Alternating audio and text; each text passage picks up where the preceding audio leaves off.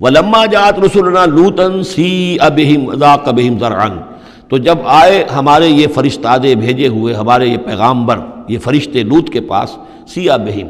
کہ وہاں پر یہ بھیجے گئے تھے بہت خوبصورت لڑکوں کی شکل میں، اور ان کے ہاں جو تھا معاملہ، آپ کو معلوم ہے کہ جو امرت پرستی ان کے ہاں تھی اور جو سوڈمی تھی، تو یہ لڑکے خوبصورت آ گئے تو اس قوم کے لیے، تو ان کے لیے جشن ہو گیا کہ ہمارے لیے شکار آ گئے ہیں بہت اچھے، لوط کے ہاں بڑے عمدہ شکار پہنچے ہیں، لہذا وہ سب غول کے غول اب آ رہے ہیں حضرت لوط علیہ السلام کے گھر پر چڑھائی کر رہے ہیں۔ تو جب ہمارے یہ فرشتادہ، ہمارے یہ جو نوجوان لڑکوں کی شکل میں جن کو بھیجا گیا تھا فرشتوں کو، وہ جب پہنچے حضرت لوط کے پاس، سِیءَ بِهِمْ، وہ ان کو دیکھ کر بہت غمگین ہوا کہ یہ بڑا میرے لیے، وَضَاقَ بِهِمْ ذَرْعًا، ان کا دل بڑا تنگ ہوا، وَقَالَ هَذَا يَوْمٌ عَصِیبٌ، اور انہوں نے کہا یہ تو میرے لیے بڑا سختی کا دن آ گیا ہے، میرے پاس اتنی طاقت نہیں ہے کہ میں ان بدبختوں کا مقابلہ کر سکوں، اپنے ان مہمانوں کو ان کی دست برد سے میں بچا سکوں، اور وہ لوگ جو ہیں جانتے تھے جس قسم کی خبیث ان کی تباہی ہو چکی تھی کہ وہ کسی اپیل اور کسی دلیل سے بعد آنے والے نہیں ہیں، تو اس سے ان کے دل کے اندر جو ہے وہ ایک عجیب کیفیت پیدا ہوئی۔ سِیءَ بِهِمْ وَضَاقَ بِهِمْ ذَرْعًا وَقَالَ هَذَا يَوْمٌ عَصِیبٌ وَجَاءَهُ قَوْمُهُ يُهْرَعُونَ إِلَیْهِ، اور اب آئی اس کی قوم اس کے پاس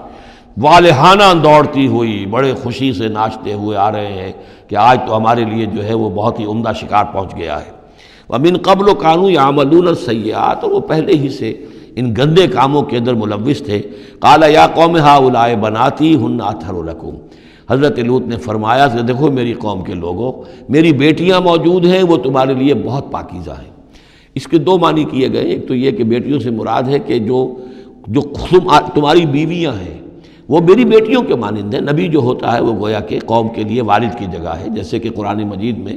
وَأَزْوَاجُهُ أُمَّهَاتُهُمْ، حضور کی تمام ازواج جو ہیں وہ پوری امت کے لیے ماؤں کے درجے میں ہیں، تو گویا کہ یہ میری بیٹیاں ہیں، اللہ نے تمہارے لیے ان کو پیدا کیا ہے، تمہارے لیے جوڑا بنایا ہے، وہ پاک جو ہے تمہارے لیے راستہ، اپنی شہوت کی کے تقاضے کو پورا کرنے کے لیے صحیح راستہ اس کو چھوڑ کر، اور یہ بھی ہو سکتا ہے کہ انہوں نے اپنی بیٹیوں ہی کو پیش کیا ہو کہ تمہیں اگر کرنا ہی ہے تو نکاح کر لو، میں اپنی بیٹیاں تمہیں نکاح میں دینے کو تیار ہوں، لیکن میرے جو یہ مہمان ہیں ان کے بارے میں مجھے رسوا نہ کرو۔ قال یا قوم هؤلاء بناتی ہن اطہر لکم فاتقوا اللہ ولا تخزون فی ضیفی، تو اللہ کا خوف کرو اور دیکھو مجھے میرے مہمانوں کے معاملے میں رسوا مت کرو۔ الیس منکم رجل رشید، کیا تم میں کوئی ایک آدمی بھی شریف اور کوئی ایک آدمی بھی نیک چلن نہیں رہا؟ یعنی کوئی تو تم میں سے ایسا نکل آتا جو میرا ساتھ دیتا، جو میری ہاں میں ہاں ملاتا، تم میں تو معلوم ہوتا ہے کہ کوئی ایک شخص بھی شریف النفس باقی نہیں رہا۔ قالوا لقد علمت ما لنا فی بناتک من حق، انہوں نے کہا کہ اے لوط تمہیں خوب معلوم ہے تمہاری بیٹیوں پر ہمارا کوئی حق نہیں ہے۔ اس سے معلوم ہوتا ہے وہ دوسری ہی بات ہی زیادہ راجح ہے۔ وَإِنَّكَ لَتَعْلَمُ مَا نُرِيدُ، اور تم خوب جانتے ہو جو ہم چاہتے ہیں، یعنی باتیں مت بناؤ، ہماری توجہ جو ہے ادھر ادھر لے جانے کی کوشش نہ کرو، تم جانتے ہو ہم جو چاہتے ہیں، جس کے لیے ہم حاضر ہوئے ہیں، جس کے لیے ہم پہنچے ہیں۔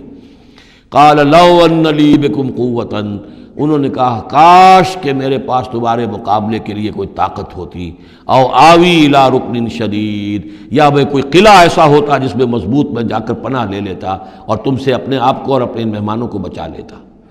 یہاں ہے اصل میں حضور صلی اللہ علیہ وسلم کی ایک حدیث میں الفاظ آئے ہیں، یرحم اللہ لوطا لقد کان یاوی الی رکن شدید، اللہ تعالیٰ رحم فرمائے لوط پر، وہ ایک مضبوط قلعے میں تھے، اللہ تعالیٰ کی حفاظت تو انہیں حاصل تھی، لیکن یہ کہ اس وقت جو صورت بن گئی تھی ان کے لیے، جیسے جب جادوگروں نے جو اپنے انچر پھینکے تھے اور وہ بھی بن گئے تھے فرعون کے دربار میں، وہ بھی شکل اختیار کر لی تھی انہوں نے سانپوں کی، تو حضرت موسیٰ پر بھی وقتی طور پر خوف طاری ہو گیا تھا۔ تو بنائے طب بشری خوف کا ہو جانا یہ کوئی نبوت کی عصمت کے منافی نہیں ہے۔ تو یہاں پر بھی اللہ تعالیٰ کی حفاظت تھی، اور جیسا کہ آیا فرشتوں نے پھر ذرا سا ایک ہاتھ ہلایا اور سب کے سب اندھے ہو گئے، وہ اس طرح کا معاملہ تفاصیل تورات میں ہے۔ قال لو ان لی بکم، لیکن جو حسرت کی کیفیت تھی اور جس طرح ضیق میں ان کی جان اس وقت آئی تھی، اس کا تصور کیجئے، کاش کہ میرے پاس تمہارے مقابلے کے لیے طاقت ہوتی، او آوی الی رکن شدید، یا کوئی ایسا ہوتا مضبوط مستحکم قلعہ جس میں جا کر میں پناہ لے لیتا۔ قالوا یا لوط انا رسول ربک، ان فرشتوں نے کہا اے لوط گھبرائیں نہیں، ہم آپ کے رب کے پیغامبر ہیں، بھیجے ہوئے ہیں، لن یصلوا الیک، یہ آپ تک پہنچ ہی نہیں پائیں گے، آپ کو کوئی گردن نہیں پہنچا سکیں گے، آپ بالکل اطمینان رکھیں۔ فَأَسْرِ بِأَهْلِكَ بِقِطْعٍ مِّنَ اللَّيْلِ، اور بھی رات کا ایک حصہ جو باقی ہے اس میں آپ اپنے اہل کو لے کر اپنے گھر والوں کو لے کر نکل جائیے اس بستی سے۔ ولا یلتفت منکم احد، اور کوئی بھی آپ میں سے پیچھے نہ دیکھے، پیچھے توجہ نہ کرے، پیچھے کی طرف کوئی خیال نہ آئے کہ ہمارے دوست تھے اور ہمارے یہ تھے اور ہمارے عزیز تھے، الا امرأتک، اور آپ کی بیوی بھی ساتھ نہیں جائے گی، وہ بھی یہیں رہے گی۔ یہ دو بیویاں ہیں جلیل القدر پیغمبروں کی، جن کا ذکر پھر آئے گا بڑی وضاحت کے ساتھ سورہ تحریم میں۔ ایک حضرت نوح علیہ السلام کی بیوی اور ایک حضرت لوط کی بیوی، کہ یہ اگرچہ کہ کانتا تحت عبدین من عبادنا صالحین فخانتاہما فلم یغنیا عنہما من اللہ شیئا، اگرچہ وہ ہمارے دو بہت ہی نیک اور بہت ہی برگزیدہ بندوں کے تحت تھیں، ان کے گھروں میں آباد تھیں، لیکن یہ کہ انہوں نے خیانت کی، اور اس کے نتیجے میں یہ ہے کہ پھر وہ اللہ تعالیٰ کے عذاب سے ان کے شوہر انہیں بچا نہیں سکے۔ نہ حضرت نوح بچا سکے اپنی اس بیوی کو، اور نہ حضرت لوط بچا سکے اپنی اس بیوی کو۔ الا امرأتک، سوائے آپ کی بیوی کے، انہ مصیبھا ما اصابہم، اس کے اوپر تو وہی مصیبت آ کر رہنی ہے جو ان سب پر آنی ہے۔ ان موعدہم الصبح، اور دیکھیے ان کے وعدے کا وقت صبح کا ہے، صبح کو وہ عذاب آ جائے گا۔ الیس الصبح بقریب، کیا صبح قریب نہیں ہے؟ یعنی اب جلدی کیجئے، اب آپ فوری طور پر یہاں سے اپنی بچیوں کو لے کر نکل جائیے۔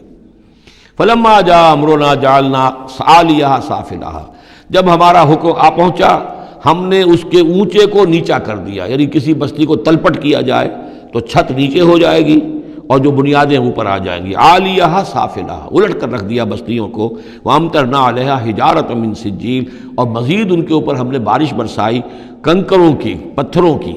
یعنی یہ کہ ایک طرف تو یہ کہ کچھ زلزلہ آیا یا کچھ اور زمین میں دھماکہ ہوا، ایکسپلوژن ہوا جس سے وہ بستیاں الٹ گئیں، اور اس کے بعد یہ ہے کہ آسمان سے پھر بارش ہوئی ہے ان پر سجیل۔ یہ سجیل اصل میں فارسی کا لفظ ہے سنگ گل، سنگ گل یعنی یہ کہ مٹی جو ہے اگر کسی صحرا کے اندر تھوڑی سی پھوار پڑے اور زیادہ تیز بارش نہ ہو تو وہ ہر قطرے کے ساتھ تھوڑی سی مٹی مل کر وہ ایک چھوٹا سا دانہ بنتا ہے،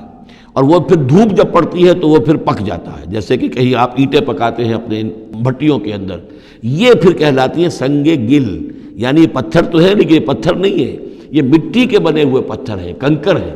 ان کنکروں کی بارش ہوئی جس کے اندر کہ اس کو بالکل دفن کر دیا گیا ان دونوں شہروں کو۔